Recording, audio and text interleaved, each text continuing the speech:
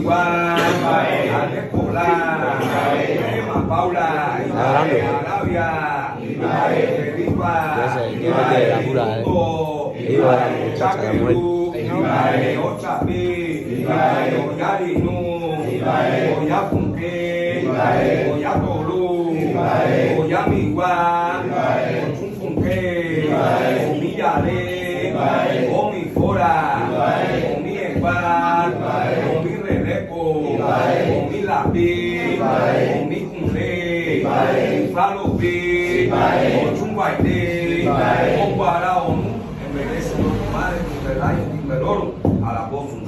ahora un eliminari, ahora un colocha, aleyo, un alegre, es como si me hubo, o coloche, o primor, aleyo, un carine, en este día de hoy,